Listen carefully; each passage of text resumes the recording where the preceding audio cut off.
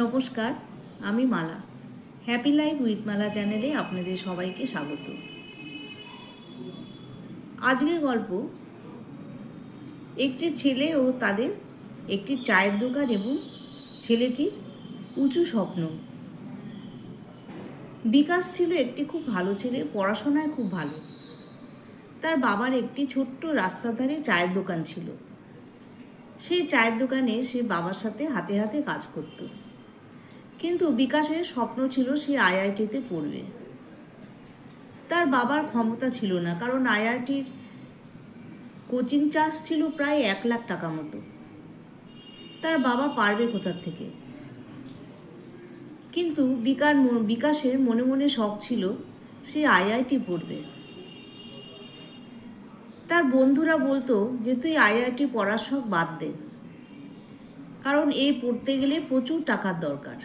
তুই বরং চায়ের ব্যবসাটাই কর, বাবার সাথে সাথে চায়ের দোকানেই তুই কাজ কর। কিন্তু বিকাশ তাদের কথা পাত্তা দেয়নি, সে হাল ছাড়েনি। সে বাড়ি গিয়ে 3টে অপশান সে বের করলো। একটা হলো সে ইউটিউব দেখে আইআইটির যে ক্লাস করা হতো সেগুলো ফ্রিতে দেখত, 12টা পর্যন্ত সেটা দেখত, আর পুরনো বইপত্র জোগাড় করে সেগুলো পড়ত। আর চায়ের দোকানে যখন অবসর সময় ছিল সে তখন ফর্মুলাগুলো মুখস্থ করত, আর খদ্দেরদের চা দিতে দিতে সে অঙ্ক শিখত। এইভাবে সে আস্তে আস্তে এগিয়ে যাচ্ছিল। এদিকে পরীক্ষার সময় বিকাশের বাড়ির কারেন্ট চলে গেল, ইলেকট্রিকের। সে কিন্তু হেরিকেনের আলোতেই সেদিন সে পড়াশোনা করলো, পরের দিন সে পরীক্ষা দিতে যাবে। আইআইটি রেজাল্ট বেরোলো, সে অল ইন্ডিয়াতে সবচেয়ে ভালো র্যাঙ্ক করেছে।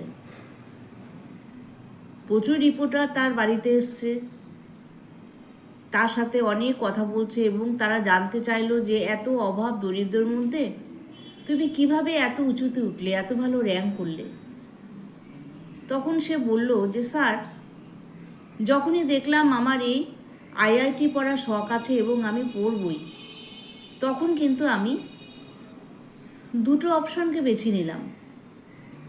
একটা হলো আমার চায়ের বাসন ধোয়া, আর একটা হচ্ছে আমার ভাগ্য ধোয়া। তো আমি দ্বিতীয় অপশনটাকেই চয়েস করলাম। আর আমি সেই জন্যই লেগে পড়ে